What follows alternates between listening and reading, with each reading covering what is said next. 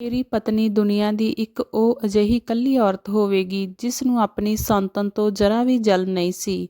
ਮੈਂ ਉਸ ਨੂੰ ਦੇਖ ਕੇ ਬਹੁਤ ਹੈਰਾਨ ਹੁੰਦਾ ਸੀ। ਜੋ ਕੁਝ ਮੈਂ ਉਸਦੇ ਚਿਹਰੇ ਉੱਤੇ ਦੇਖਣਾ ਚਾਹੁੰਦਾ ਸੀ ਉਹ ਮੈਨੂੰ ਕਿਤੇ ਨਜ਼ਰ ਨਹੀਂ ਆਉਂਦਾ ਸੀ। ਅਸਲ ਵਿੱਚ ਮੈਨੂੰ ਮੁਹੱਬਤ ਆਪਣੀ ਪਹਿਲੀ ਪਤਨੀ ਨਾਲ ਹੀ ਸੀ, ਪਰ ਦੂਸਰਾ ਵਿਆਹ ਮੇਰੀ ਬਹੁਤ ਵੱਡੀ ਮਜਬੂਰੀ ਸੀ। ਮੈਂ ਆਪਣੀ ਪਤਨੀ ਨੂੰ ਸਜ਼ਾ ਦੇਣਾ ਚਾਹੁੰਦਾ ਸੀ, ਇਸ ਲਈ ਦੂਸਰੀ ਕੁੜੀ ਨਾਲ ਵਿਆਹ ਕਰ ਲਿਆ। ਪਰ ਮੈਂ ਹੈਰਾਨ ਸੀ ਕਿ ਮੇਰੀ ਪਹਿਲੀ ਪਤਨੀ ਦੇ ਮੱਥੇ ਉੱਤੇ ਇੱਕ ਵਾਲ ਤੱਕ ਨਹੀਂ ਆਇਆ ਸੀ। ਉਦੋਂ ਵੀ ਨਹੀਂ ਜਦੋਂ ਮੈਂ ਅਚਾਨਕ ਨੀਤੂ ਨਾਲ ਵਿਆਹ ਕਰਕੇ ਉਸ ਨੂੰ ਆਪਣੇ ਫਲੈਟ ਉੱਤੇ ਲੈ ਆਇਆ ਸੀ। ਦਰਵਾਜ਼ਾ ਮੇਰੀ ਪਹਿਲੀ ਪਤਨੀ ਸੁਰਜੀਤ ਨੇ ਹੀ ਖੋਲ੍ਹਿਆ ਸੀ, ਪਰ ਸਾਨੂੰ ਦੋਹਾਂ ਨੂੰ ਇਕੱਠੇ ਦੇਖ ਕੇ ਉਸਨੇ ਮੇਰੇ ਤੋਂ ਕੋਈ ਸਵਾਲ ਨਹੀਂ ਪੁੱਛਿਆ। ਮੈਂ ਜਾਣਬੁੱਝ ਕੇ ਉਸਦੇ ਸਾਹਮਣੇ ਨੀਤੂ ਦੇ ਨਾਲ ਪਿਆਰ ਮੁਹੱਬਤ ਦੀਆਂ ਗੱਲਾਂ ਕਰਦਾ ਸੀ। ਉਸਦੇ ਸਾਹਮਣੇ ਨੀਤੂ ਦੇ ਕਰੀਬ ਹੁੰਦਾ ਸੀ ਤਾਂ ਕਿ ਉਸ ਤੋਂ ਇਹ ਸਭ ਸਹਿ ਨਾ ਹੋਵੇ। ਇਹ ਦੇਖ ਕੇ ਉਸਦੇ ਅੰਦਰ ਹੀ ਅੰਦਰ ਅੱਗ ਲੱਗੇ, ਉਸ ਨੂੰ ਬੁਰਾ ਲੱਗੇ, ਉਸ ਨੂੰ ਤਕਲੀਫ ਪਹੁੰਚੇ। ਮੈਂ ਉਸਦੀਆਂ ਅੱਖਾਂ ਵਿੱਚ ਹੰਝੂ ਦੇਖਣਾ ਚਾਹੁੰਦਾ ਸੀ। ਮੈਂ ਚਾਹੁੰਦਾ ਸੀ ਕਿ ਉਹ ਦਰਦ ਵਿੱਚ ਗੁਜ਼ਰੇ। ਮੈਂ ਉਸਦੇ ਚਿਹਰੇ ਉੱਤੇ ਦਰਦ ਦੇ ਅਸਾਰ ਨੂੰ ਦੇਖਣਾ ਚਾਹੁੰਦਾ ਸੀ ਜਿਸ ਤੋਂ ਮੈਂ ਪਿਛਲੇ 2 ਸਾਲਾਂ ਤੋਂ ਗੁਜ਼ਰਿਆ ਸੀ। ਪਰ ਸੁਰਜੀਤ ਨੂੰ ਤਾਂ ਜਿਵੇਂ ਕੋਈ ਪਰਵਾਹ ਹੀ ਨਹੀਂ ਸੀ। ਜਦੋਂ ਮੈਂ ਤੇ ਨੀਤੂ ਇੱਕ ਦੂਸਰੇ ਦੇ ਕਰੀਬ ਹੁੰਦੇ ਤਾਂ ਇੱਕ ਦੂਸਰੇ ਦੀਆਂ ਬਾਹਾਂ ਵਿੱਚ ਹੁੰਦੇ, ਉਦੋਂ ਵੀ ਉਹ ਆਪਣੇ ਚਿਹਰੇ ਉੱਤੇ ਮੁਸਕਰਾਹਟ ਸਜਾਈ ਸਾਨੂੰ ਦੇਖਦੀ ਰਹਿੰਦੀ। ਅੱਜ ਵੀ ਮੈਂ ਆਪਣੀ ਦੂਸਰੀ ਪਤਨੀ ਨੀਤੂ ਦੇ ਨਾਲ ਹਾਲ ਵਿੱਚ ਬੈਠਾ ਟੀਵੀ ਦੇਖ ਰਿਹਾ ਸੀ ਕਿ ਅਚਾਨਕ ਨਾਲ ਮੇਰੀ ਪਹਿਲੀ ਪਤਨੀ ਸੁਰਜੀਤ ਨੇ ਆਪਣੇ ਕਮਰੇ ਦਾ ਦਰਵਾਜ਼ਾ ਖੋਲ੍ਹਿਆ। ਸ਼ਾਇਦ ਉਹ ਰਾਤ ਨੂੰ ਪਾਣੀ ਪੀਣ ਕਮਰੇ ਤੋਂ ਬਾਹਰ ਆਈ ਸੀ। ਉਸ ਦੀ ਨਜ਼ਰ ਮੇਰੇ ਤੇ ਨੀਤੂ ਉੱਤੇ ਪਈ ਤਾਂ ਮੈਂ ਜਾਣ ਬੁੱਝ ਕੇ ਨੀਤੂ ਦੇ ਹੋਰ ਵੀ ਜ਼ਿਆਦਾ ਕਰੀਬ ਹੋ ਗਿਆ। ਮੈਂ ਆਪਣੀਆਂ ਬਾਹਾਂ ਫੈਲਾ ਕੇ ਨੀਤੂ ਨੂੰ ਆਪਣੇ ਗੋਸ਼ ਵਿੱਚ ਭਰ ਲਿਆ ਸੀ। ਉਸ ਨੂੰ ਬਿਲਕੁਲ ਆਪਣੇ ਕਰੀਬ ਕਰ ਲਿਆ ਸੀ। ਸੁਰਜੀਤ ਨੂੰ ਦੇਖ ਕੇ ਨੀਤੂ ਥੋੜ੍ਹੀ ਝਿਜਕ ਗਈ ਸੀ। ਮੈਨੂੰ ਕਹਿਣ ਲੱਗੀ, ਤੁਸੀਂ ਕੀ ਕਰ ਰਹੇ ਹੋ? ਇਸ ਗੱਲ ਦਾ ਹੀ ਖਿਆਲ ਕਰ ਲਿਆ ਕਰੋ ਕਿ ਅਸੀਂ ਇਕੱਲੇ ਨਹੀਂ ਹਾਂ। ਮੈਂ ਕਿਹਾ, ਜੋ ਇੱਥੇ ਸਾਡੇ ਇਲਾਵਾ ਮੌਜੂਦ ਹੈ ਉਹ ਗੈਰ ਥੋੜ੍ਹੀ ਹੈ। ਇਹ ਕਹਿ ਕੇ ਮੈਂ ਇੱਕ ਨਜ਼ਰ ਸੁਰਜੀਤ ਉੱਤੇ ਪਾਈ। ਮੈਂ ਜੋ ਕੁਝ ਉਸਦੇ ਚਿਹਰੇ ਉੱਤੇ ਦੇਖਣਾ ਚਾਹੁੰਦਾ ਸੀ ਤੇ ਚਾਹੁੰਦਾ ਸੀ ਕਿ ਉਸਦੀਆਂ ਅੱਖਾਂ ਵਿੱਚ ਦਰਦ ਦੀ ਚਿੰਗਾਰੀ ਮੈਨੂੰ ਨਜ਼ਰ ਆਵੇ ਤਾਂ ਕਿ ਮੇਰੇ ਸੁਲਗਦੇ ਦਿਲ ਨੂੰ ਚੈਨ ਮਿਲ ਜਾਵੇ, ਇਕਰਾਰ ਆ ਜਾਵੇ। ਪਰ ਉਸਦੇ ਚਿਹਰੇ ਉੱਤੇ ਕੋਈ ਵੀ ਭਾਵ ਨਹੀਂ ਸੀ। ਪਾਣੀ ਦੀ ਬੋਤਲ ਕੱਢੀ, ਗਲਾਸ ਲਿਆ ਤੇ ਆਪਣੇ ਕਮਰੇ ਵਿੱਚ ਜਾ ਕੇ ਕਮਰੇ ਦਾ ਦਰਵਾਜ਼ਾ ਬੰਦ ਕਰ ਦਿੱਤਾ। ਇਹ ਦੇਖਦੇ ਹੀ ਮੈਂ ਫੌਰਨ ਨੀਤੂ ਤੋਂ ਪਿੱਛੇ ਹਟ ਗਿਆ। ਨੀਤੂ ਮੇਰੀ ਇਸ ਹਰਕਤ ਉੱਤੇ ਮੈਨੂੰ ਹੈਰਾਨੀ ਨਾਲ ਦੇਖਣ ਲੱਗੀ। ਕਹਿਣ ਲੱਗੀ, ਕੀ ਗੱਲ ਹੈ ਵਿਸ਼ਵ, ਇੱਕਦਮ ਨਾਲ ਪਿੱਛੇ ਕਿਉਂ ਹਟ ਗਏ? ਤੁਸੀਂ ਕੁਝ ਦੇਰ ਪਹਿਲਾਂ ਤਾਂ ਬੜੀ ਮੁਹੱਬਤ ਦਿਖਾ ਰਹੇ ਸੀ। ਮੈਂ ਕਿਹਾ ਕਿ ਮੈਨੂੰ ਨੀਂਦ ਆ ਰਹੀ ਹੈ। ਤੂੰ ਜੇ ਹੋਰ ਟੀਵੀ ਦੇਖਣਾ ਚਾਹੁੰਦੀ ਹੈ ਤਾਂ ਦੇਖ ਲੈ, ਮੈਂ ਤਾਂ ਸੌਣ ਜਾ ਰਿਹਾ ਹਾਂ। ਇਹ ਕਹਿ ਕੇ ਮੈਂ ਆਪਣੇ ਕਮਰੇ ਵਿੱਚ ਆ ਗਿਆ। ਸ਼ਾਇਦ ਮੈਂ ਵੀ ਆਪਣੀ ਇਸ ਹਾਲਤ ਤੋਂ ਬੇਵੱਸ ਸੀ, ਕਿਉਂਕਿ ਮੁਹੱਬਤ ਤਾਂ ਮੈਨੂੰ ਸੁਰਜੀਤ ਨਾਲ ਸੀ। ਨੀਤੂ ਨਾਲ ਵਿਆਹ ਸਿਰਫ ਇਸ ਲਈ ਕੀਤਾ ਸੀ ਕਿਉਂਕਿ ਮੇਰੀ ਪਹਿਲੀ ਪਤਨੀ ਸੁਰਜੀਤ ਮੈਨੂੰ ਯਾਦ ਆਉਣ ਲੱਗਾ ਜਦੋਂ ਮੇਰਾ ਨਵਾਂ ਵਿਆਹ ਹੋਇਆ ਸੀ ਸੁਰਜੀਤ ਦੇ ਨਾਲ, ਤਾਂ ਮੈਂ ਕਿਸ ਕਦਰ ਸੁਰਜੀਤ ਨੂੰ ਪਾ ਕੇ ਖੁਸ਼ ਸੀ ਕਿਉਂਕਿ ਉਹ ਇੱਕ ਬਹੁਤ ਹੀ ਹਸੀਨ ਕੁੜੀ ਸੀ, ਅਜਿਹੀ ਕਿ ਉਸ ਨੂੰ ਦੇਖ ਕੇ ਕੋਈ ਵੀ ਮਰਦ ਆਪਣੀਆਂ ਅੱਖਾਂ ਝਮਕਣਾ ਭੁੱਲ ਜਾਵੇ। ਵਿਆਹ ਤੋਂ ਬਾਅਦ ਕੁਝ ਹੀ ਦਿਨ ਮੈਂ ਉਸ ਨਾਲ ਬਿਤਾ ਪਾਇਆ ਸੀ ਕਿਉਂਕਿ ਮੇਰਾ ਕਾਰੋਬਾਰ ਵੀ ਕੁਝ ਅਜਿਹਾ ਹੀ ਸੀ ਕਿ ਮੈਨੂੰ ਰਾਤ ਭਰ ਆਨਲਾਈਨ ਦੂਸਰੇ ਦੇਸ਼ਾਂ ਨੂੰ ਪ੍ਰੋਡਕਟ ਭੇਜਣੇ ਹੁੰਦੇ ਸੀ। ਇਸ ਲਈ ਮੇਰਾ ਆਫਿਸ ਦੇਰ ਰਾਤ ਤੱਕ ਖੁੱਲ੍ਹਦਾ ਸੀ। ਮੇਰੇ ਘਰ ਆਉਣ ਦਾ ਕੋਈ ਸਮਾਂ ਤੈਅ ਨਹੀਂ ਸੀ। ਕਦੇ ਮੈਂ 3 ਵਜੇ ਘਰ ਆਉਂਦਾ ਤੇ ਕਦੇ 4 ਵਜੇ, ਕਿਉਂਕਿ ਮੇਰਾ ਕੰਮ ਸ਼ਾਮ ਨੂੰ ਸ਼ੁਰੂ ਹੁੰਦਾ ਸੀ। ਮੇਰੇ ਘਰ ਵਿੱਚ ਸਿਰਫ ਸੁਰਜੀਤ ਇਕੱਲੀ ਰਹਿੰਦੀ ਸੀ। ਮੇਰੇ ਮਾਂ-ਬਾਪ ਮੇਰੇ ਭਾਈ ਦੇ ਕੋਲ ਰਹਿੰਦੇ ਸੀ। ਪਹਿਲਾਂ ਤਾਂ ਸੁਰਜੀਤ ਰਾਤ ਨੂੰ ਇਕੱਲੀ ਬਹੁਤ ਘਬਰਾਉਂਦੀ ਸੀ। ਮੈਨੂੰ ਬਾਰ-ਬਾਰ ਸ਼ਿਕਾਇਤ ਕਰਦੀ ਸੀ ਕਿ ਮੈਂ ਇਕੱਲੀ ਨਹੀਂ ਰਹਾਂਗੀ, ਮੈਨੂੰ ਇਕੱਲੇ ਵਿੱਚ ਡਰ ਲੱਗਦਾ ਹੈ। ਪਰ ਮੇਰੇ ਕੰਮ ਨੂੰ ਦੇਖਦੇ ਹੋਏ ਉਸਨੇ ਮੇਰੀ ਮਜਬੂਰੀ ਨੂੰ ਸਮਝ ਲਿਆ ਸੀ। ਮੈਂ ਉਸ ਨੂੰ ਕਿਹਾ ਕਿ ਤੈਨੂੰ ਐਵੇਂ ਹੀ ਸਮਝੌਤਾ ਕਰਨਾ ਪਵੇਗਾ। ਇਸ ਗੱਲ ਉੱਤੇ ਉਹ ਅਕਸਰ ਸਾਡੀ ਲੜਾਈ ਹੋ ਜਾਂਦੀ। ਪਰ ਕੁਝ ਮਹੀਨਿਆਂ ਤੋਂ ਜੋ ਗੱਲ ਮੈਂ ਮਹਿਸੂਸ ਕਰ ਰਿਹਾ ਸੀ ਉਹ ਇਹ ਸੀ ਕਿ ਸੁਰਜੀਤ ਮੇਰੇ ਨਾਲ ਹੁਣ ਇਸ ਗੱਲ ਉੱਤੇ ਬਹਿਸ ਨਹੀਂ ਕਰਦੀ ਸੀ ਕਿ ਘਰ ਵਿੱਚ ਮੈਂ ਉਸ ਨੂੰ ਘੱਟ ਸਮਾਂ ਦੇ ਪਾਉਂਦਾ ਹਾਂ। ਸ਼ੁਰੂ ਵਿੱਚ ਮੈਂ ਸੋਚਿਆ ਕਿ ਸ਼ਾਇਦ ਉਸਨੇ ਇਸ ਗੱਲ ਨੂੰ ਸਵੀਕਾਰ ਕਰ ਲਿਆ ਹੈ, ਪਰ ਗੱਲ ਇੱਥੇ ਤੱਕ ਸੀਮਤ ਨਹੀਂ ਸੀ। ਕੁਝ ਅਜੀਬੋ-ਗਰੀਬ ਟਾਈਪ ਦੇ ਹਾਦਸੇ ਮੇਰੇ ਘਰ ਹੋਣ ਲੱਗੇ ਜਿਸ ਅਪਾਰਟਮੈਂਟ ਵਿੱਚ ਮੈਂ ਰਹਿੰਦਾ ਸੀ ਉੱਥੇ ਮੇਨ ਗੇਟ ਉੱਤੇ ਇੱਕ ਨੌਜਵਾਨ ਚੌਕੀਦਾਰ ਬੈਠਦਾ ਸੀ। ਦੇਖਣ ਵਿੱਚ ਚੰਗਾ ਖਾਸਾ ਹੈਂਡਸਮ ਮੁੰਡਾ ਸੀ। ਮੇਰਾ ਫਲੈਟ ਗਰਾਊਂਡ ਫਲੋਰ ਉੱਤੇ ਸੀ। ਮੇਰੇ ਬੈੱਡਰੂਮ ਦੀ ਖਿੜਕੀ ਬਾਹਰ ਮੇਨ ਗੇਟ ਦੀ ਤਰਫ ਖੁੱਲ੍ਹਦੀ ਸੀ, ਜਿਸ ਦੇ ਬਿਲਕੁਲ ਸਾਹਮਣੇ ਮੇਨ ਗੇਟ ਨਜ਼ਰ ਆਉਂਦਾ ਸੀ ਤੇ ਉਹ ਚੌਕੀਦਾਰ ਉੱਥੇ ਹੀ ਬੈਠਦਾ ਸੀ। ਉਸ ਨੂੰ ਇਸ ਅਪਾਰਟਮੈਂਟ ਵਿੱਚ ਡਿਊਟੀ ਜੁਆਇਨ ਕੀਤੇ ਹੋਏ ਬਸ 1 ਮਹੀਨਾ ਹੀ ਹੋਇਆ ਸੀ। ਮੇਰਾ ਕੰਮ ਇਹੀ ਕੁਝ ਅਜਿਹਾ ਸੀ ਕਿ ਮੈਂ ਦਿਨ ਭਰ ਘਰ ਰਹਿੰਦਾ ਤੇ ਸ਼ਾਮ ਹੁੰਦੇ ਹੀ ਆਪਣੇ ਕੰਮ ਤੇ ਚਲਾ ਜਾਂਦਾ ਸੀ। ਅਸੀਂ ਕੁਝ ਦੋਸਤ ਮਿਲ ਕੇ ਬਾਹਰ ਦੇ ਦੇਸ਼ਾਂ ਨੂੰ ਪ੍ਰੋਡਕਟ ਭੇਜਦੇ ਸੀ, ਇਸ ਲਈ ਸਾਡਾ ਕੰਮ ਸ਼ਾਮ ਨੂੰ ਦੇਰ ਰਾਤ ਤੱਕ ਜਾਰੀ ਰਹਿੰਦਾ ਸੀ। ਅਸੀਂ ਕਮਰਸ਼ੀਅਲ ਇਲਾਕੇ ਵਿੱਚ ਇੱਕ ਛੋਟਾ ਜਿਹਾ ਆਫਿਸ ਬਣਾ ਰੱਖਿਆ ਸੀ ਤੇ ਉੱਥੇ ਲੈਪਟਾਪ ਉੱਤੇ ਅਸੀਂ ਕੰਮ ਕਰਦੇ ਰਹਿੰਦੇ ਸੀ। ਮੈਂ ਰਾਤ ਨੂੰ ਥੱਕਿਆ ਹੋਇਆ ਆਉਂਦਾ ਤਾਂ ਫਿਰ ਸੌਂ ਜਾਂਦਾ ਤੇ ਦੁਪਹਿਰ ਨੂੰ ਹੀ ਮੇਰੀ ਅੱਖ ਖੁੱਲ੍ਹਦੀ ਸੀ। ਇੱਕ ਵਾਰ ਮੈਂ ਆਪਣੇ ਕਮਰੇ ਵਿੱਚ ਗਹਿਰੀ ਨੀਂਦ ਵਿੱਚ ਸੌਂ ਰਿਹਾ ਸੀ ਜਦੋਂ ਮੈਨੂੰ ਸੁਰਜੀਤ ਦੇ ਹੱਸਣ ਦੀ ਆਵਾਜ਼ ਆਈ। ਮੇਰੀ ਅੱਖ ਖੁੱਲ੍ਹੀ ਤਾਂ ਮੈਂ ਦੇਖਿਆ ਦੁਪਹਿਰ ਦੇ 2 ਵੱਜ ਰਹੇ ਸੀ। ਮੈਨੂੰ ਸਮਝ ਨਹੀਂ ਆ ਰਿਹਾ ਸੀ ਕਿ ਇਸ ਸਮੇਂ ਉਹ ਕਿਸ ਨਾਲ ਹੱਸ-ਹੱਸ ਕੇ ਬੋਲ ਰਹੀ ਹੈ, ਕਿਉਂਕਿ ਘਰ ਵਿੱਚ ਕੋਈ ਨੌਕਰ ਵੀ ਨਹੀਂ ਸੀ। ਸਾਰੇ ਕੰਮ ਸੁਰਜੀਤ ਖੁਦ ਹੀ ਕਰਦੀ ਸੀ ਤੇ ਗੁਆਂਢ ਵਿੱਚ ਵੀ ਉਸ ਦਾ ਕੁਝ ਖਾਸ ਮੇਲ-ਜੋਲ ਨਹੀਂ ਸੀ। ਦੁਪਹਿਰ ਦੇ 2 ਵੱਜ ਚੁੱਕੇ ਸੀ, ਇਸ ਲਈ ਮੈਨੂੰ ਭੁੱਖ ਵੀ ਮਹਿਸੂਸ ਹੋ ਰਹੀ ਸੀ। ਇਸ ਲਈ ਮੈਂ ਉੱਠ ਕੇ ਬੈਠ ਗਿਆ। ਜਿਵੇਂ ਹੀ ਮੈਂ ਫਰੈਸ਼ ਹੋ ਕੇ ਕਮਰੇ ਤੋਂ ਬਾਹਰ ਨਿਕਲਿਆ ਤਾਂ ਸੁਰਜੀਤ ਮੇਨ ਗੇਟ ਦੇ ਕੋਲ ਖੜੀ ਕਿਸੇ ਨਾਲ ਹੱਸ-ਹੱਸ ਕੇ ਗੱਲਾਂ ਕਰ ਰਹੀ ਸੀ। ਜਿਵੇਂ ਹੀ ਮੈਂ ਮੇਨ ਗੇਟ ਦੀ ਤਰਫ ਆਇਆ ਤਾਂ ਦੇਖਿਆ ਕਿ ਬਾਹਰ ਉਹੀ ਨੌਜਵਾਨ ਚੌਕੀਦਾਰ ਖੜਾ ਸੀ। ਉਹ ਵੀ ਹੱਸ-ਹੱਸ ਕੇ ਸੁਰਜੀਤ ਨਾਲ ਗੱਲਾਂ ਕਰ ਰਿਹਾ ਸੀ।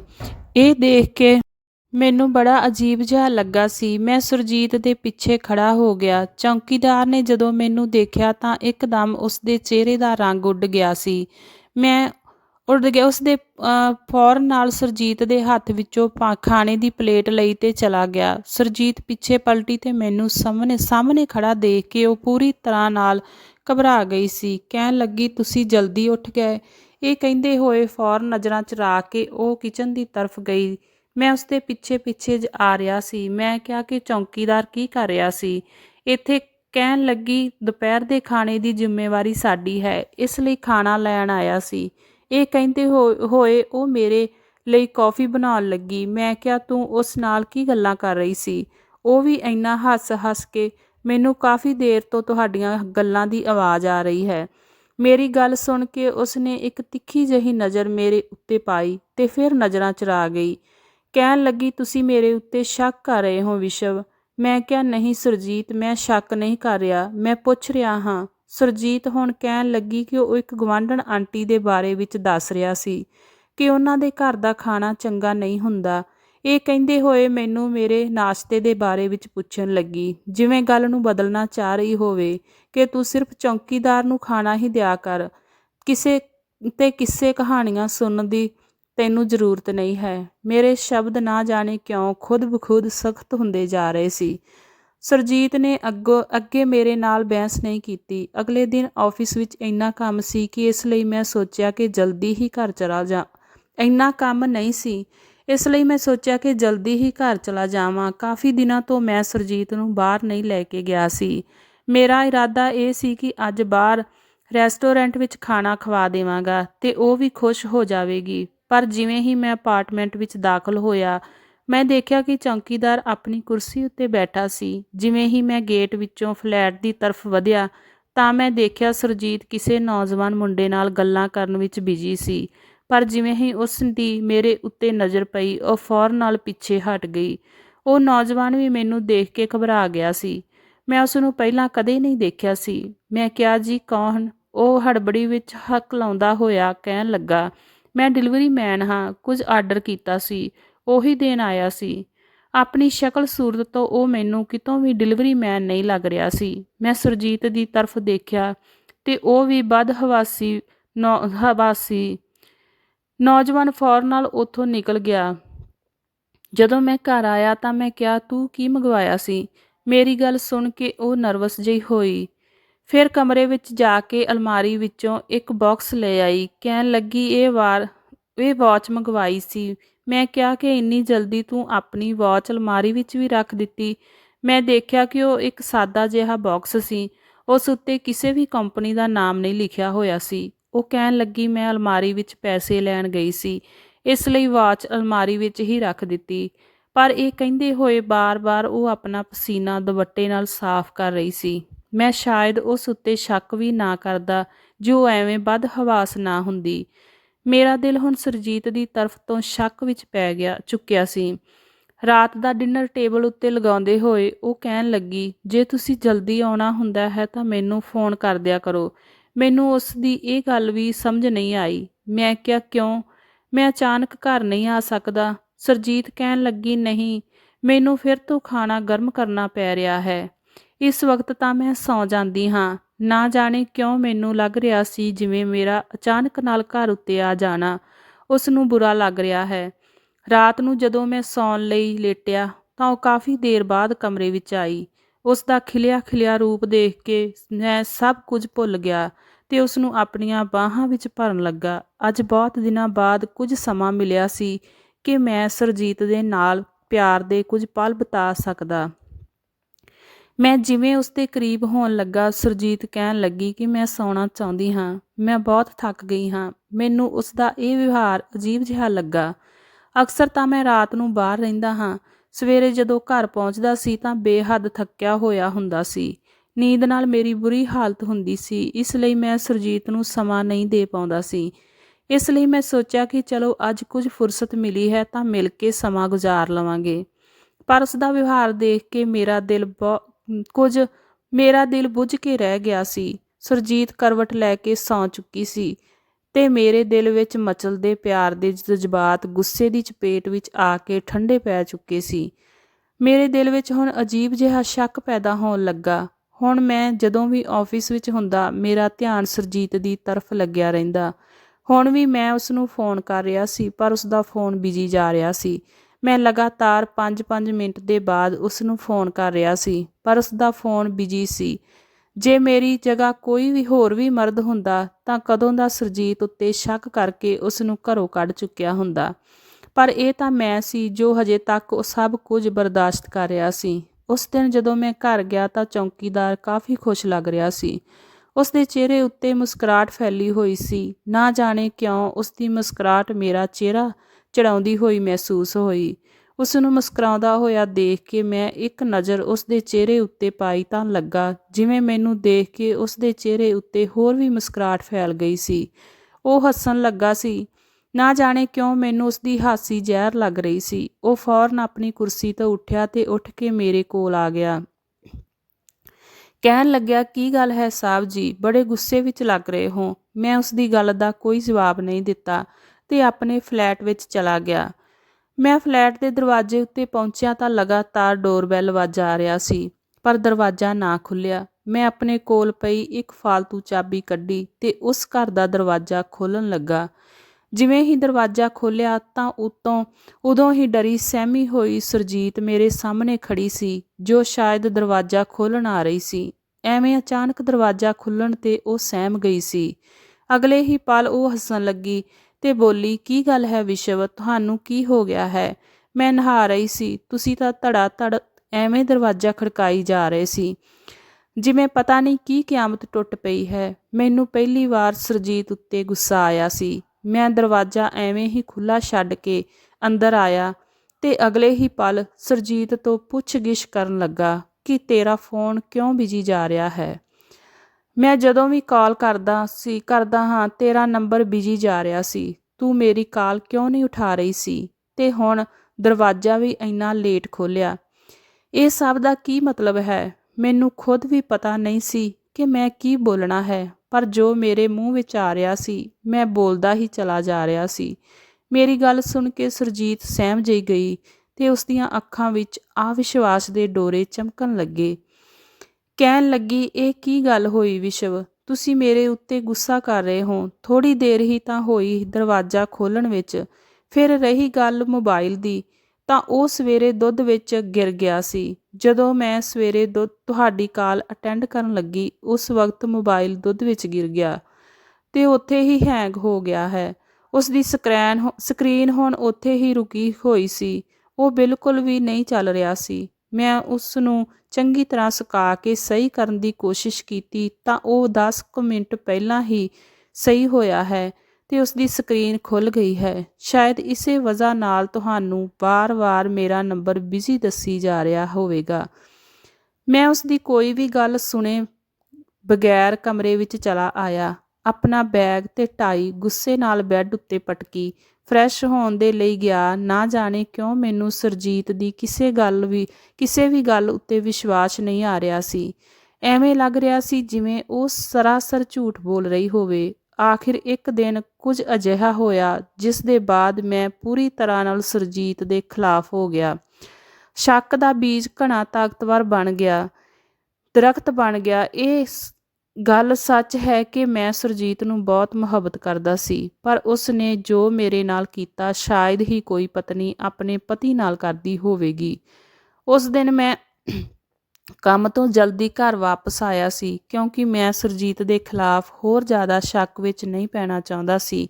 ਮੈਂ ਚਾਹੁੰਦਾ ਸੀ ਕਿ ਉਸ ਦੇ ਨਾਲ ਬੈਠ ਕੇ ਗੱਲਾਂ ਕਰਾਂ, ਉਸ ਦੇ ਨਾਲ ਕੁਝ ਸਮਾਂ ਗੁਜ਼ਾਰਿਆ ਕਰਾਂ ਤਾਂ ਕਿ ਸਾਡੇ ਦੋਹਾਂ ਦੇ ਵਿੱਚ ਚੰਗੀ ਅੰਡਰਸਟੈਂਡਿੰਗ ਹੋ ਸਕੇ ਤੇ ਮੇਰੇ ਦਿਲ ਵਿੱਚ ਉਸ ਦੇ ਖਿਲਾਫ ਜਿੰਨੇ ਵੀ ਸ਼ੱਕ ਨੇ ਮੈਂ ਉਹਨਾਂ ਨੂੰ ਖਤਮ ਕਰ ਸਕਾਂ। ਪਰ ਉਸ ਦਿਨ ਜਦੋਂ ਮੈਂ ਜਲਦੀ ਘਰ ਆਇਆ ਤਾਂ ਦਰਵਾਜ਼ੇ ਉੱਤੇ ਤਾਲਾ ਲੱਗਿਆ ਹੋਇਆ ਸੀ। ਮੈਨੂੰ ਹੈਰਾਨੀ ਹੋਈ। ਮੈਨੂੰ ਤਾਂ ਸੁਰਜੀਤ ਨੇ ਬਿਲਕੁਲ ਵੀ ਨਹੀਂ ਦੱਸਿਆ ਸੀ ਕਿ ਉਹ ਕਿਤੇ ਜਾ ਰਹੀ ਹੈ। ਮੈਂ ਆਪਣੇ ਕੋਲ ਮੌਜੂਦ ਚਾਬੀ ਨਾਲ ਦਰਵਾਜ਼ਾ ਖੋਲ੍ਹਿਆ ਤੇ ਘਰ ਦੇ ਅੰਦਰ ਦਾਖਲ ਹੋ ਗਿਆ। ਘਰ ਬਿਲਕੁਲ ਖਾਲੀ ਪਿਆ ਹੋਇਆ ਸੀ। ਉੱਥੇ ਕੋਈ ਵੀ ਮੌਜੂਦ ਨਹੀਂ ਸੀ। ਆਖਿਰ ਸੁਰਜੀਤ ਕਿੱਥੇ ਜਾ ਸਕਦੀ ਸੀ? ਮੈਂ ਫੌਰਨ ਉਸ ਦੇ ਮੋਬਾਈਲ ਉੱਤੇ ਮਿਸ ਕਾਲ ਦੇਖੀ ਤਾਂ ਉਸ ਦਾ ਮੋਬਾਈਲ ਸੋਫੇ ਉੱਤੇ ਪਿਆ ਹੋਇਆ ਸੀ। ਵੱਜਣ ਲੱਗਾ। ਜਦੋਂ ਮੈਂ ਉਸ ਦਾ ਮੋਬਾਈਲ ਉਠਾ ਕੇ ਦੇਖਿਆ ਤਾਂ ਮੋਬਾਈਲ ਉੱਤੇ ਅਨਨੋਨ ਨੰਬਰ ਤੋਂ ਅਣਗਿਣਤ ਮਿਸ ਕਾਲ ਆਈਆਂ ਹੋਈਆਂ ਸੀ। ਮੈਂ ਉਸ ਨੰਬਰ ਨੂੰ ਆਪਣੇ ਫੋਨ ਵਿੱਚ ਸੇਵ ਕਰਨ ਵਾਲਾ ਸੀ ਕਿ ਉਦੋਂ ਹੀ ਮੈਨੂੰ ਕਿਸੇ ਕੁੜੀ ਦੀ ਜ਼ੋਰਦਾਰ ਚੀਖ ਸੁਣਾਈ ਦਿੱਤੀ। ਮੈਂ ਜਲਦੀ ਨਾਲ ਬਾਹਰ ਦਰਵਾਜ਼ੇ ਉੱਤੇ ਆ ਕੇ ਦੇਖਿਆ ਤਾਂ ਮਨੋਹਰ ਅੰਕਲ ਦੀ ਬੇਟੀ ਨੀਤੂ ਸਾਡੇ ਘਰ ਵਿੱਚ ਦਾਖਲ ਹੋਈ। ਉਹ ਲੜਖੜਾਉਂਦੇ ਹੋਏ ਅੰਦਰ ਦਾਖਲ ਹੋਈ ਸੀ ਤੇ ਬਾਰ-ਬਾਰ ਪਿੱਛੇ ਦੇਖ ਰਹੀ ਸੀ। ਕਹਿਣ ਲੱਗੀ, ਸ਼ਾਹੀ ਲੋਕ ਘਰ ਦੇ ਬਾਹਰ ਚੌਕੀਦਾਰ ਤੇ ਕੁੱਤੇ ਪਾਲਦੇ ਨੇ ਤੇ ਤੁਸੀਂ ਚੂਹੇ ਪਾਲ ਰੱਖੇ ਨੇ। ਹੁਣ ਇੰਨਾ ਮੋਟਾ ਚੂਹਾ ਮੇਰੇ ਪੈਰ ਉੱਤੇ ਚੜ੍ਹ ਗਿਆ ਸੀ। ਡਰ ਦੇ ਮਾਰੇ ਤਾਂ ਮੇਰੀ ਜਾਨ ਹੀ ਨਿਕਲ ਗਈ।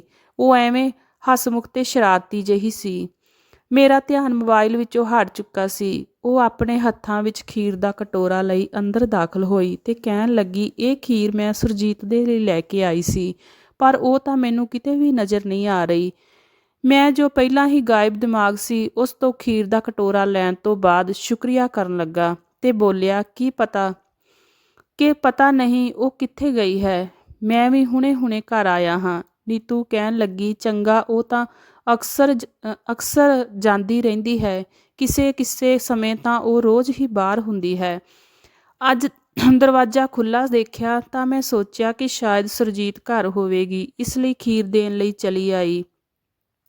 ਨੀਤੂ ਦੀਆਂ ਗੱਲਾਂ ਮੈਨੂੰ ਹੋਰ ਵੀ ਸ਼ੱਕ ਵਿੱਚ ਪਾ ਰਹੀਆਂ ਸੀ। ਨੀਤੂ ਉੱਥੋਂ ਜਾ ਚੁੱਕੀ ਸੀ, ਜਦ ਕਿ ਮੈਂ ਐਵੇਂ ਹੀ ਗੁੰਮਸੁੰਮ ਜਿਹਾ ਹੋਇਆ ਖੀਰ ਨੂੰ ਦੇਖਦਾ ਰਹਿ ਗਿਆ। ਥੋੜ੍ਹੀ ਦੇਰ ਬਾਅਦ ਹੀ ਸੁਰਜੀਤ ਘਰ ਵਿੱਚ ਦਾਖਲ ਹੋਈ। ਖੁੱਲ੍ਹਾ ਦਰਵਾਜ਼ਾ ਦੇਖ ਕੇ ਉਹ ਥੋੜ੍ਹੀ ਹੈਰਾਨ ਹੋਈ, ਪਰ ਮੈਨੂੰ ਦੇਖ ਕੇ ਤਾਂ ਜਿਵੇਂ ਉਸ ਦਾ ਚਿਹਰਾ ਦਰਦ ਫੜ ਚੁੱਕਾ ਸੀ। ਕਹਿਣ ਲੱਗੀ, ਤੁਸੀਂ ਇੰਨੀ ਜਲਦੀ ਘਰ ਆ ਗਏ, ਮੈਨੂੰ ਦੱਸਿਆ ਵੀ ਨਹੀਂ। ਉਹ ਘਬਰਾਈ ਜਿਹੀ ਹੋਈ ਸੀ, ਪਰ ਮੈਂ ਕੋਈ ਜਵਾਬ ਨਹੀਂ ਦਿੱਤਾ। ਉਸਨੂੰ ਕਹਿਣ ਲੱਗਾ, ਤੂੰ ਇਸ ਵਕਤ ਕਿੱਥੇ ਗਈ ਸੀ? ਪਹਿਲਾਂ ਇਸ ਗੱਲ ਦਾ ਜਵਾਬ ਦੇ। ਉਹ ਕਹਿਣ ਲੱਗੀ, ਮੈਂ ਆਪਣੀ ਮਾਂ ਦੇ ਘਰ ਗਈ ਸੀ। ਉਸ ਦੇ ਚਿਹਰੇ ਤੋਂ ਸਾਫ਼ ਜ਼ਾਹਿਰ ਸੀ ਕਿ ਉਹ ਝੂਠ ਬੋਲ ਰਹੀ ਹੈ, ਜਦ ਕਿ ਮੈਂ ਅੰਦਰ ਹੀ ਅੰਦਰ ਸੜਨ ਲੱਗਾ। ਸੁਰਜੀਤ ਨਾਲ ਮੇਰੀ ਪਹਿਚਾਣ ਵਿਆਹ ਤੋਂ ਪਹਿਲਾਂ ਹੀ ਸੀ, ਕਿਉਂਕਿ ਸੁਰਜੀਤ ਮੇਰੀ ਮੰਮੀ ਦੀ ਸਹੇਲੀ ਦੀ ਬੇਟੀ ਸੀ ਤਾਂ ਸਾਡਾ ਇੱਕ ਦੂਸਰੇ ਦੇ ਘਰ ਆਉਣਾ ਜਾਣਾ ਹੁੰਦਾ ਰਹਿੰਦਾ ਸੀ। ਪਰ ਮੈਨੂੰ ਨਹੀਂ ਪਤਾ ਸੀ ਕਿ ਸੁਰਜੀਤ ਇੰਨੀ ਗਿਰੀ ਹੋਈ ਕੁੜੀ ਵੀ ਹੋ ਸਕਦੀ ਹੈ ਕਿ ਉਹ ਆਪਣੇ ਪਤੀ ਨੂੰ ਧੋਖਾ ਦਿੰਦੀ। ਹੁਣ ਮੈਨੂੰ ਇੱਕ ਅਜੀਬ ਜਿਹੇ ਡਿਪਰੈਸ਼ਨ ਨੇ ਆਪਣਾ ਸ਼ਿਕਾਰ ਬਣਾ ਲਿਆ। ਮੈਂ ਖੁਦ ਨੂੰ ਸਮਝ ਤੋਂ ਦੂਰ ਕਰਨ ਲੱਗਾ। ਸਮਝ ਨਹੀਂ ਆਉਂਦਾ ਸੀ ਆਖਿਰ ਇਹ ਕੀ ਚੱਲ ਰਿਹਾ ਹੈ। ਮੈਂ ਸੁਰਜੀਤ ਨੂੰ ਕਿਸੇ ਚੀਜ਼ ਦੀ ਕਮੀ ਮਹਿਸੂਸ ਨਹੀਂ ਹੋਣ ਦਿੱਤੀ ਸੀ। ਉਸ ਦੇ ਲਈ ਦੁਨੀਆ ਦੀ ਹਰ ਚੀਜ਼ ਘਰ ਵਿੱਚ ਮੌਜੂਦ ਸੀ ਤੇ ਮੈਂ ਸ਼ਕਲ ਸੂਰਤ ਤੋਂ ਕੋਈ ਬੁਰਾ ਨਹੀਂ ਸੀ। ਇੰਨੀਆਂ ਸੋਚਾਂ ਵਿੱਚ ਘੁੰਮ ਰਿਹਾ ਸੀ ਕਿ ਮੇਰੀ ਤਬੀਅਤ ਹੁਣ ਖਰਾਬ ਰਹਿਣ ਲੱਗੀ। ਉਸ ਦਿਨ ਵੀ ਮੈਨੂੰ ਬਹੁਤ ਤੇਜ਼ ਬੁਖਾਰ ਸੀ, ਪਰ ਸੁਰਜੀਤ ਨੂੰ ਮੇਰੀ ਜਰਾ ਵੀ ਪਰਵਾਹ ਨਹੀਂ ਸੀ। ਉਹ ਤਾਂ ਬਿਲਕੁਲ ਹੀ ਅਣਜਾਣ ਬਣੀ ਬੈਠੀ ਸੀ। ਮੈਂ ਖੁਦ ਹੀ ਬੁਖਾਰ ਦੀ ਦਵਾਈ ਲਈ ਤੇ ਕੰਮ ਉੱਤੇ ਚਲਾ ਗਿਆ। ਹਜੇ ਮੈਨੂੰ ਦਫ਼ਤਰ ਆਏ ਹੋਏ ਕੁਝ ਹੀ ਦੇਰ ਹੋਈ ਕਿ ਮੇਰੇ ਮੋਬਾਈਲ ਉੱਤੇ ਨੋਟੀਫਿਕੇਸ਼ਨ ਟਿਊਨ ਵੱਜੀ। ਜਦ ਮੈਂ ਆਪਣਾ ਮੋਬਾਈਲ ਦੇਖਿਆ ਤਾਂ ਉਸ ਉੱਤੇ ਕੁਝ ਤਸਵੀਰਾਂ ਭੇਜੀਆਂ ਗਈਆਂ ਸੀ। ਖੋਲ੍ਹ ਕੇ ਦੇਖਿਆ ਤਾਂ ਮੇਰੇ ਸਿਰ ਉੱਤੇ ਜਿਵੇਂ ਅਸਮਾਨ ਟੁੱਟ ਪਿਆ। ਮੈਨੂੰ ਆਸ-ਪਾਸ ਦਾ ਕੁਝ ਵੀ ਹੋਸ਼ ਨਹੀਂ ਰਿਹਾ। ਮੁਸ਼ਕਲ ਨਾਲ ਖੁਦ ਨੂੰ ਸੰਭਾਲਿਆ। ਮੈਂ ਇੱਕ ਹੀ ਨਜ਼ਰ ਤਸਵੀਰਾਂ ਨੂੰ ਦੇਖ ਸਕਿਆ। ਦੁਬਾਰਾ ਦੇਖਣ ਦੀ ਹਿੰਮਤ ਹੀ ਨਹੀਂ ਸੀ ਕਿ ਇਹ ਕੋਈ ਅਨਨੋਨ ਨੰਬਰ ਸੀ ਜਿਸ ਤੋਂ ਮੈਨੂੰ ਮੇਰੀ ਪਤਨੀ ਸੁਰਜੀਤ ਦੀਆਂ ਬਹੁਤ ਹੀ ਬੇਹੂਦਾ ਤਸਵੀਰਾਂ ਭੇਜੀਆਂ ਗਈਆਂ। ਉਸ ਦੇ ਨਾਲ ਜੋ ਮੁੰਡਾ ਸੀ, ਉਹ ਮੁੰਡਾ ਨਾ ਤਾਂ ਚੌਕੀਦਾਰ ਸੀ ਤੇ ਨਾ ਹੀ ਕੋਈ ਕੁਰੀਅਰ ਵਾਲਾ। ਮੇਰੇ ਦਿਲ ਨੂੰ ਇਸ ਕਦਰ ਸੱਟ ਲੱਗੀ ਸੀ ਜਿਵੇਂ ਪਾਗਲ ਜਾਂ ਹੋਣ ਲੱਗਾ। ਉਸ ਦਿਨ ਮੈਂ ਘਰ ਨਹੀਂ ਗਿਆ। ਮੇਰੀ ਪਤਨੀ ਮੈਨੂੰ ਕਾਲ ਕਰਦੀ ਰਹੀ, ਪਰ ਮੇਰੇ ਦਿਲ ਵਿੱਚ ਤਾਂ ਬਦਲੇ ਦੀ ਅੱਗ ਭੜਕਣ ਲੱਗੀ। ਉਸ ਦਿਨ ਮੈਂ ਸੋਚਣ ਲੱਗਾ ਕਿ ਆਪਣੀ ਪਤਨੀ ਤੋਂ ਬਦਲਾ ਲੈ ਕੇ ਰਹਾਂਗਾ। ਮੈਂ ਇਸ ਨੂੰ ਅਜਿਹੀ ਸਜ਼ਾ ਦੇਣਾ ਚਾਹੁੰਦਾ ਸੀ ਕਿ ਉਹ ਅੰਦਰ ਹੀ ਅੰਦਰ ਜ਼ਿੰਦਗੀ ਭਰ ਤੜਫਦੀ ਰਹੇ। ਮੈਂ ਚਾਹੁੰਦਾ ਸੀ ਕਿ ਉਸ ਨੂੰ ਤਲਾਕ ਦੇ ਕੇ ਘਰ ਤੋਂ ਕੱਢ ਸਕਦਾ ਸੀ, ਪਰ ਮੈਂ ਅਜਿਹਾ ਨਹੀਂ ਕਰਨਾ ਚਾਹੁੰਦਾ ਸੀ। ਜੇ ਅਜਿਹਾ ਕਰ ਦਿੰਦਾ ਤਾਂ ਹੋਰ ਵੀ ਆਜ਼ਾਦ ਹੋ ਜਾਂਦੀ ਤੇ ਮੇਰੇ ਦਿਲ ਨੂੰ ਕਦੇ ਸਕੂਨ ਨਾ ਮਿਲਦਾ। ਮੈਂ ਤਾਂ ਉਸ ਨੂੰ ਪਲ-ਪਲ ਤੜਫਾਉਣਾ ਚਾਹੁੰਦਾ ਸੀ ਤੇ ਮੇਰੇ ਦਿਮਾਗ ਵਿੱਚ ਦੂਸਰਾ ਵਿਆਹ ਕਰਨ ਦਾ ਖਿਆਲ ਆਇਆ। ਮੇਰੀ ਨਜ਼ਰ ਵਿੱਚ ਕੋਈ ਕੁੜੀ ਨਹੀਂ ਆਈ ਤਾਂ ਮੈਨੂੰ ਆਪਣੇ ਫਲੈਟ ਦੇ ਸਾਹਮਣੇ ਹੀ ਮੌਜੂਦ ਫਲੈਟ ਵਿੱਚ ਰਹਿਣ ਵਾਲੀ ਨੀਤੂ ਯਾਦ ਆਈ। ਮੈਂ ਜਾਣਦਾ ਸੀ ਕਿ ਉਹ ਦਿਲ ਹੀ ਦਿਲ ਵਿੱਚ ਮੈਨੂੰ ਪਸੰਦ ਕਰਦੀ ਹੈ, ਪਰ ਮੇਰੇ ਵਿਆਹ ਤੋਂ ਬਾਅਦ ਉਸਨੇ ਦੁਬਾਰਾ ਕਦੇ ਵੀ ਮੇਰੇ ਨਾਲ ਉਹ ਵਾਲਾ ਵਿਵਹਾਰ ਨਹੀਂ ਰੱਖਿਆ ਸੀ। ਅਗਲੇ ਹੀ ਦਿਨ ਮੈਂ ਉਸ ਕੋਲ ਗਿਆ ਤੇ ਉਸ ਨੂੰ ਕਿਹਾ ਕਿ ਮੈਂ ਤੇਰੇ ਨਾਲ ਵਿਆਹ ਕਰਨਾ ਚਾਹੁੰਦਾ ਹਾਂ। ਉਹ ਇਸ ਗੱਲ ਤੋਂ ਅਣਜਾਣ ਸੀ ਕਿ ਮੈਂ ਬਦਲੇ ਦੀ ਅੱਗ ਵਿੱਚ ਉਸ ਨਾਲ ਵਿਆਹ ਕਰਨ ਵਾਲਾ ਹਾਂ। ਮੈਂ ਉਸ ਨੂੰ ਸਿਰਫ ਇੰਨਾ ਹੀ ਦੱਸਿਆ ਸੀ ਕਿ ਮੈਂ ਤੇਰੇ ਜਜ਼ਬਾਤਾਂ ਦੀ ਕਦਰ ਕਰਦਾ ਹਾਂ ਤੇ ਹੁਣ ਤੇਰੇ ਨਾਲ ਵਿਆਹ ਕਰਨਾ ਚਾਹੁੰਦਾ ਹਾਂ। ਫਿਰ ਮੈਂ ਤੇ ਨੀਤੂ ਨੇ ਇੱਕ ਮੰਦਿਰ ਵਿੱਚ ਜਾ ਕੇ ਵਿਆਹ ਕਰ ਲਿਆ ਸੀ। ਨੀਤੂ ਦੇ ਘਰ ਵਿੱਚ ਉਸ ਦਾ ਸਿਰਫ ਇੱਕ ਬੁੱਢਾ ਬਾਪ ਰਹਿੰਦਾ ਸੀ। ਮਾਂ, ਭੈਣ ਜਾਂ ਭਾਈ ਕੋਈ ਨਹੀਂ ਸੀ। ਤੇ ਫਿਰ ਮੈਂ ਆਪਣੇ ਘਰ ਵਿੱਚ ਨੀਤੂ ਦੇ ਨਾਲ ਵਿਆਹ ਕਰਕੇ ਹੀ ਦਾਖਲ ਹੋਇਆ। ਮੇਰੇ ਦਿਲ ਉੱਤੇ ਜੋ ਵੀ ਗੁਜ਼ਰ ਰਹੀ ਸੀ, ਪਰ ਘਰ ਵਿੱਚ ਦਾਖਲ ਹੁੰਦੇ ਹੀ ਮੈਂ ਨੀਤੂ ਦਾ ਹੱਥ ਫੜ ਲਿਆ ਤੇ ਚਿਹਰੇ ਉੱਤੇ ਮੁਸਕਰਾਹਟ ਸਜਾ ਲਈ। ਸੋਚਿਆ ਸੀ ਕਿ ਸੁਰਜੀਤ ਐਵੇਂ ਦੇਖੇਗੀ ਤਾਂ ਸਿਰ ਫੜੇਗੀ, ਰੋਵੇਗੀ, ਪਿੱਟੇਗੀ, ਮੇਰਿਆਂ ਕਦਮਾਂ ਵਿੱਚ ਗਿਰੇਗੀ, ਮਾਫੀਆਂ ਮੰਗੇਗੀ, ਪਰ ਉਸਨੇ ਤਾਂ ਅਜਿਹਾ ਕੁਝ ਵੀ ਨਹੀਂ ਕੀਤਾ ਸੀ।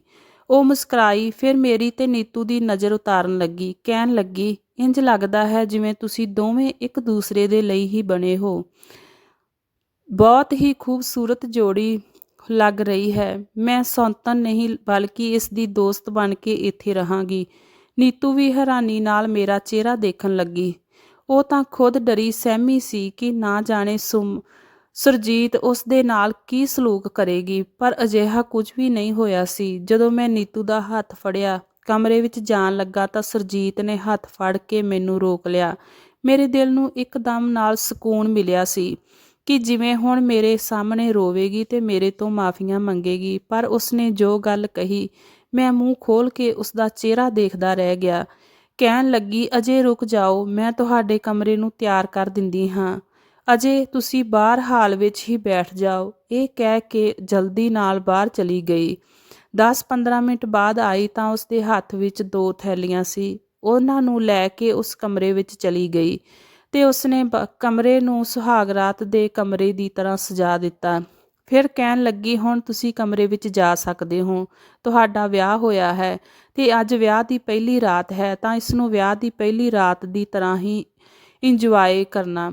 ਮੈਂ ਉਸਦੇ ਚਿਹਰੇ ਨੂੰ ਖੋਲ੍ਹਣ ਦੀ ਕੋਸ਼ਿਸ਼ ਕਰ ਰਿਹਾ ਸੀ ਕਿ ਉਹ ਇਹ ਸਭ ਦਿਖਾਵਾ ਕਰ ਰਹੀ ਹੈ ਜਾਂ ਸੱਚ ਵਿੱਚ ਖੁਸ਼ ਹੈ। ਨੀਤੂ ਤੇ ਮੈਂ ਕਮਰੇ ਦੇ ਅੰਦਰ ਚਲੇ ਗਏ। ਨੀਤੂ ਮੈਨੂੰ ਪਾ ਕੇ ਬਹੁਤ ਖੁਸ਼ ਸੀ, ਪਰ ਮੈਂ ਨੀਤੂ ਨੂੰ ਕਿਹਾ ਕਿ ਨੀਤੂ, ਮੈਂ ਹਜੇ ਤੇਰੇ ਨਾਲ ਕੋਈ ਵੀ ਸਬੰਧ ਨਹੀਂ ਬਣਾਉਣਾ ਚਾਹੁੰਦਾ। ਜਿਹੋ ਜਿਹੇ ਹਾਲਾਤਾਂ ਵਿੱਚ ਮੈਂ ਤੇਰੇ ਨਾਲ ਵਿਆਹ ਕੀਤਾ ਹੈ, ਤੂੰ ਚੰਗੀ ਤਰ੍ਹਾਂ ਜਾਣਦੀ ਹੈ। ਅਚਾਨਕ ਨਾਲ ਮੈਂ ਤੇਰੇ ਨਾਲ ਵਿਆਹ ਤਾਂ ਕਰ ਲਿਆ, ਪਰ ਇਸ ਰਿਸ਼ਤੇ ਦੇ ਲਈ ਮੈਂ ਖੁਦ ਨੂੰ ਵੀ ਤਿਆਰ ਨਹੀਂ ਕਰ ਪਾ ਰਿਹਾ। ਜਿਵੇਂ ਹੀ ਮੈਂ ਇਸ ਰਿਸ਼ਤੇ ਦੇ ਲਈ ਖੁਦ ਨੂੰ ਤਿਆਰ ਕਰ ਲਵਾਂਗਾ, ਅਸੀਂ ਆਪਣੀ ਸ਼ਾਦੀशुदा ਜ਼ਿੰਦਗੀ ਦੀ ਸ਼ੁਰੂਆਤ ਕਰਾਂਗੇ। ਨੀਤੂ ਵੀ ਮੇਰੀ ਗੱਲ ਨੂੰ ਸਮਝ ਗਈ ਸੀ ਤੇ ਫਿਰ ਨੀਤੂ ਬੈੱਡ ਉੱਤੇ ਸੌਂ ਗਈ ਤੇ ਮੈਂ ਕਮਰੇ ਵਿੱਚ ਪਏ ਸੋਫੇ ਉੱਤੇ ਸੌਂ ਗਿਆ। ਸੱਚ ਤਾਂ ਇਹ ਸੀ ਕਿ ਨੀਤੂ ਦੇ ਦਿਲ ਲਈ ਮੇਰੇ ਦਿਲ ਵਿੱਚ ਕੋਈ ਫੀਲਿੰਗ ਨਹੀਂ ਸੀ। ਮੈਂ ਤਾਂ ਸੁਰਜੀਤ ਨਾਲ ਮੁਹੱਬਤ ਕਰਦਾ ਸੀ। ਹੁਣ ਮੈਨੂੰ ਅਹਿਸਾਸ ਹੋ ਰਿਹਾ ਸੀ ਜਿਵੇਂ ਮੈਂ ਜਲਦਬਾਜ਼ੀ ਵਿੱਚ ਕੁਝ ਗਲਤ ਕਦਮ ਉਠਾ ਲਿਆ ਹੈ। ਪਰ ਫਿਰ ਸੁਰਜੀਤ ਦੀ ਬੇਵਫਾਈ ਯਾਦ ਕਰਕੇ ਮੈਨੂੰ ਸੁਰਜੀਤ ਉੱਤੇ ਗੁੱਸਾ ਆਉਣ ਲੱਗਾ ਤੇ ਆਪਣਾ ਉਠਾਇਆ ਗਿਆ ਕਦਮ ਸਹੀ ਲੱਗਣ ਲੱਗਾ। ਦਿਨੋਂ ਦਿਨ ਸੁਰਜੀਤ ਦੀਆਂ ਹਰਕਤਾਂ ਮੈਨੂੰ ਸ਼ੱਕ ਵਿੱਚ ਪਾਉਣ ਲੱਗੀਆਂ ਸੀ। ਇਹ ਤਾਂ ਸ਼ਾਇਦ ਦੁਨੀਆ ਦੀ ਪਹਿਲੀ ਔਰਤ ਸੀ ਜਿਸ ਨੇ ਆਪਣੀ ਸੰਤਨ ਨੂੰ ਖੁਸ਼ੀ-ਖੁਸ਼ੀ ਅਪਣਾ ਲਿਆ ਸੀ। ਮੈਨੂੰ ਇਹ ਗੱਲ ਸਮਝ ਨਹੀਂ ਆਈ ਸੀ ਕਿ ਆਖਰ ਇਹ ਸਾਰਾ ਚੱਕਰ ਕੀ ਹੈ। ਮੈਂ 2 ਸਾਲ ਸੁਰਜੀਤ ਦੇ ਨਾਲ ਗੁਜ਼ਾਰੇ ਸੀ ਤੇ ਹੁਣ ਨੀਤੂ ਮੇਰੀ ਜ਼ਿੰਦਗੀ ਵਿੱਚ ਆਏ ਹੋਏ 1 ਮਹੀਨਾ ਬੀਤ ਚੁੱਕਾ ਸੀ। ਅਜੀਬ ਜਿਹੀ ਕਿਸ਼ਤੀ ਵਿੱਚ ਸਵਾਰ ਹੋ ਚੁੱਕਾ ਸੀ। ਕੁਝ ਸਮਝ ਨਹੀਂ ਆਉਂਦਾ ਸੀ ਕੀ ਕਰਾਂ ਤੇ ਕੀ ਨਾ ਕਰਾਂ, ਪਰ ਸ਼ਾਇਦ ਇਸ ਰਾਜ ਤੋਂ ਵੀ ਪਰਦਾ ਉੱਠਣ ਵਿੱਚ ਦੇਰ ਨਹੀਂ ਲੱਗੀ। ਸਾਰੀ ਸੱਚਾਈ ਖੁੱਲ੍ਹ ਕੇ ਮੇਰੀਆਂ ਅੱਖਾਂ ਦੇ ਸਾਹਮਣੇ ਆ ਗਈ ਤੇ ਜਿਸ ਨੂੰ ਜਾਣ ਕੇ ਮੇਰਾ ਜੀ ਚਾਹਿਆ ਕਿ ਮੈਂ ਆਪਣਾ ਸਿਰ ਦੀਵਾਰ ਉੱਤੇ ਮਾਰਾਂ। ਉਸ ਦਿਨ ਮੈਂ ਸੁਰਜੀਤ ਨਾਲ 2 ਗੱਲਾਂ ਕਰਨਾ ਚਾਹੁੰਦਾ ਸੀ ਕਿਉਂਕਿ ਮੈਂ ਵੀ ਅੰਦਰ ਹੀ ਅੰਦਰ ਕੁੱਟ-ਕੁੱਟ ਕੇ ਜੀ ਰਿਹਾ ਸੀ। ਮੈਂ ਫੈਸਲਾ ਕਰ ਰਿਹਾ ਸੀ ਕਿ ਹੁਣ ਮੈਂ ਸੁਰਜੀਤ ਨੂੰ ਤਲਾਕ ਦੇ ਕੇ ਰਵਾਂਗਾ ਤੇ ਜਿਵੇਂ ਤਿਵੇਂ ਵੀ ਨੀਤੂ ਦੇ ਨਾਲ ਹੀ ਜ਼ਿੰਦਗੀ ਸ਼ੁਰੂ ਕਰਾਂਗਾ। ਸੁਰਜੀਤ ਨੂੰ ਇਸ ਘਰ ਵਿੱਚ ਦੇਖ ਕੇ ਮੇਰਾ ਦਿਲ ਦਰਦ ਨਾਲ ਤੜਫਦਾ ਰਹਿੰਦਾ ਸੀ। ਉਹ ਮੇਰੀ ਪਹਿਲੀ ਮੁਹੱਬਤ ਸੀ, ਪਰ ਉਹ ਮੈਨੂੰ ਇਗਨੋਰ ਕਰਦੀ ਰਹਿੰਦੀ ਸੀ ਤੇ ਇਹੀ ਦੇਖ ਕੇ ਮੈਨੂੰ ਦੁੱਖ ਵੀ ਹੁੰਦਾ ਸੀ। ਆਖਿਰ ਉਹ ਕਿਉਂ ਇਸ ਕਦਰ ਖੁਸ਼ ਰਿਹਾ ਕਰਦੀ ਸੀ। ਮੈਨੂੰ ਕੁਝ ਵੀ ਸਮਝ ਨਹੀਂ ਆਉਂਦਾ ਸੀ। ਜੇ ਉਹ ਕਿਸੇ ਹੋਰ ਨੂੰ ਪਸੰਦ ਕਰਦੀ ਸੀ ਤਾਂ ਹੁਣ ਤੱਕ ਤਲਾਕ ਲੈ ਕੇ ਕਿਉਂ ਨਾ ਗਈ। ਮੈਂ ਇਸ ਉਲਝਣ ਵਿੱਚ ਘਿਰਿਆ ਘਰ ਵਿੱਚ ਦਾਖਲ ਹੋਇਆ ਤਾਂ ਜੋ ਗੱਲਾਂ ਮੈਨੂੰ ਸੁਣਾਈ ਦਿੱਤੀਆਂ ਉਹ ਸੁਣ ਕੇ ਮੇਰੇ ਕਦਮ ਉੱਥੇ ਰੁਕ ਚੁੱਕੇ ਸੀ। ਮੈਨੂੰ ਕਮਰੇ ਵਿੱਚ ਸੁਰਜੀਤ ਤੇ ਨੀਤੂ ਦੀਆਂ ਗੱਲਾਂ ਸੁਣਾਈ ਦੇ ਰਹੀਆਂ ਸੀ। ਨੀਤੂ ਦੀ ਹਾਸੀ ਦੀ ਆਵਾਜ਼ ਬਾਹਰ ਹਾਲ ਵਿੱਚ ਗੂੰਜ ਰਹੀ ਸੀ। ਕਹਿਣ ਲੱਗੀ ਕਿ ਤੇਰੀ ਐਕਟਿੰਗ ਦੀ ਵੀ ਦਾਖ ਦੇਣੀ ਪਵੇਗੀ। ਸੁਰਜੀਤ, ਤੈਨੂੰ ਤਾਂ ਇਸ ਦਾ ਅਵਾਰਡ ਮਿਲਣਾ ਚਾਹੀਦਾ ਹੈ ਕਿ ਖੂਬ ਐਕਟਿੰਗ ਕੀਤੀ ਹੈ। ਆਖਿਰ ਤੂੰ ਮੈਨੂੰ ਤੇ ਵਿਸ਼ਵ ਨੂੰ ਮਿਲਾ ਹੀ ਦਿੱਤਾ। ਪਰ ਸੁਰਜੀਤ ਉਸ ਦੇ ਸਾਹਮਣੇ ਰੋ ਰਹੀ ਸੀ, ਹੱਥ ਜੋੜ ਕੇ ਖੜੀ ਸੀ। ਰੋ ਕੇ ਕਹਿਣ ਲੱਗੀ, ਮੈਂ ਤੇਰੀ ਹਰ ਗੱਲ ਮੰਨੀ ਹੈ। ਤੂੰ ਮੈਨੂੰ ਜੋ ਕਿਹਾ ਮੈਂ ਉਹ ਸਭ ਕੁਝ ਕੀਤਾ, ਪਰ ਤੂੰ ਮੇਰੀ ਉਹ ਤਸਵੀਰ ਡਿਲੀਟ ਕਰ ਦੇ। ਆਖਿਰ ਮੈਂ ਤੇਰਾ ਕੀ ਵਿਗਾੜਿਆ ਹੈ। ਮੇਰੇ ਤੋਂ ਮੇਰਾ ਪਤੀ ਵੀ ਵਿਸ਼ਵ ਮੰਗਿਆ ਤਾਂ ਮੈਂ ਤੈਨੂੰ ਆਪਣਾ ਪਤੀ ਵੀ ਦੇ ਦਿੱਤਾ। ਇਹ ਗੱਲ ਉੱਤੇ ਨੀਤੂ ਸੁਰਜੀਤ ਉੱਤੇ ਚਲਾਈ। ਕਹਿਣ ਲੱਗੀ, ਖਬਰਦਾਰ, ਜੋ ਤੂੰ ਉਸਨੂੰ ਆਪਣਾ ਪਤੀ ਕਿਹਾ, ਉਹ ਸ਼ੁਰੂ ਤੋਂ ਹੀ ਮੇਰਾ ਸੀ। ਮੈਂ ਉਸਨੂੰ ਦਿਲੋਂ ਪਸੰਦ ਕਰਦੀ ਸੀ ਤੇ ਅੱਜ ਮੈਂ ਉਸਨੂੰ ਪਾ ਲਿਆ। ਉਹ ਤਾਂ ਮੇਰੀ ਬਚਪਨ ਦੀ ਮੁਹੱਬਤ ਹੈ। ਉਸਨੂੰ ਤਾਂ ਮੇਰਾ ਹੋਣਾ ਹੀ ਸੀ। ਤੂੰ ਹੀ ਸਾਡੇ ਦੋਹਾਂ ਵਿਚਕਾਰ ਜ਼ਬਰਦਸਤੀ ਫਿੱਟ ਹੋ ਗਈ ਸੀ ਤੇ ਹੁਣ ਮੈਂ ਤੈਨੂੰ ਵੀ ਵਿਸ਼ਵ ਦੇ ਦਿਲ ਵਿੱਚੋਂ ਕੱਢ ਦਿੱਤਾ ਹੈ।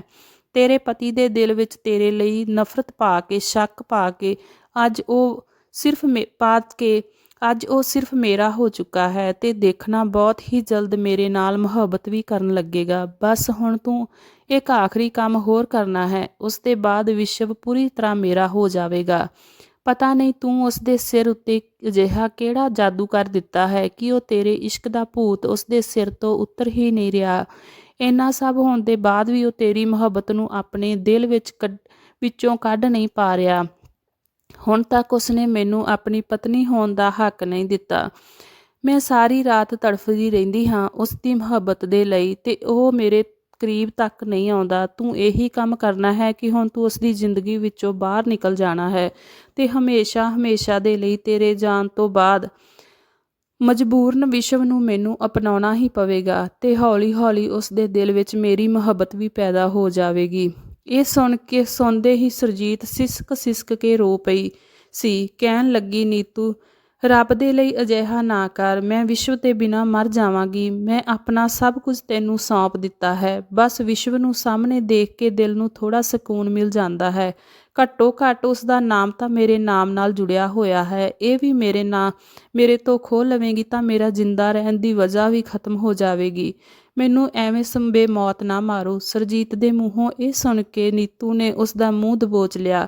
ਕਹਿਣ ਲੱਗੀ, ਜੇ ਤੂੰ ਵਿਸ਼ਵ ਦੀ ਜ਼ਿੰਦਗੀ ਵਿੱਚੋਂ ਨਹੀਂ ਗਈ ਤਾਂ ਤੇਰੀਆਂ ਉਹ ਸਾਰੀਆਂ ਤਸਵੀਰਾਂ ਸੋਸ਼ਲ ਮੀਡੀਆ ਉੱਤੇ ਵਾਇਰਲ ਕਰ ਦੇਵਾਂਗੀ। ਫਿਰ ਤੂੰ ਕਿਤੇ ਵੀ ਮੂੰਹ ਦਿਖਾਉਣ ਦੇ ਲਾਇਕ ਨਹੀਂ ਰਹੇਂਗੀ। ਸਾਰੇ ਰਾਜ ਇੱਕ ਦੇ ਬਾਅਦ ਇੱਕ ਕਰਕੇ ਖੁੱਲ੍ਹ ਕੇ ਮੇਰੇ ਸਾਹਮਣੇ ਆ ਰਹੇ ਸੀ, ਜੋ ਸੁਣ ਕੇ ਮੈਂ ਪੱਥਰ ਦੀ ਮੂਰਤ ਬਣਿਆ ਰਹਿ ਗਿਆ ਸੀ। ਜਦੋਂ ਉਹਨੇ ਆਹ ਸਾਰੀ ਹਕੀਕਤ ਖੋਲ੍ਹ ਕੇ ਪਿੱਛੇ ਮੁੜੀ ਤਾਂ ਮੈਨੂੰ ਦੇਖ ਕੇ ਉਸਦੇ ਹੋਸ਼ ਉੱਡ ਗਏ ਸੀ। ਉਸਨੂੰ ਸਮਝ ਨਹੀਂ ਆਇਆ ਕਿ ਕੀ ਕਹੇ ਤੇ ਕੀ ਨਾ ਕਹੇ। ਅਗਲੀ ਹੀ ਪਲ ਜ਼ੋਰਦਾਰ ਥੱਪੜ ਮੈਂ ਨੀਤੂ ਦੇ ਚਿਹਰੇ ਉੱਤੇ ਮਾਰ ਦਿੱਤਾ। ਨੀਤੂ ਦੀ ਤੇ ਮੇਰੀ ਬਚਪਨ ਦੀ ਦੋਸਤੀ ਸੀ। ਜਦੋਂ ਮੇਰੇ ਮਾਂ-ਬਾਪ ਨੇ ਫਲੈਟ ਖਰੀਦਿਆ ਸੀ, ਉਸ ਸਮੇਂ ਮੈਂ 12 ਸਾਲ ਦਾ ਸੀ ਤੇ ਨੀਤੂ ਦੀ ਉਮਰ ਉਸ ਸਮੇਂ 7 ਸਾਲ ਦੀ ਸੀ। ਬਚਪਨ ਤੋਂ ਹੀ ਅਸੀਂ ਇੱਕ ਦੂਸਰੇ ਦੇ ਨਾਲ ਖੇਲਿਆ ਕਰਦੇ ਸੀ ਤੇ ਸਾਡੀ ਦੋਸਤੀ ਵੀ ਖੂਬ ਸੀ, ਪਰ ਮੈਂ ਕਦੇ ਵੀ ਉਸਨੂੰ ਦੂਸਰੀ ਨਜ਼ਰ ਨਾਲ ਨਹੀਂ ਦੇਖਿਆ ਸੀ। ਉਹ ਮੇਰੇ ਲਈ ਸਿਰਫ ਇੱਕ ਚੰਗੀ ਦੋਸਤ ਸੀ। ਮੈਂ ਮੁਹੱਬਤ ਤਾਂ ਸਿਰਫ ਸੁਰਜੀਤ ਨੂੰ ਹੀ ਕੀਤੀ ਸੀ, ਪਰ ਅੱਜ ਜਦੋਂ ਰਾਜ ਖੁੱਲ੍ਹ ਕੇ ਸਾਹਮਣੇ ਆਇਆ ਤਾਂ ਮੈਨੂੰ ਉਸ ਤੋਂ ਨਫ਼ਰਤ ਹੋਣ ਲੱਗੀ।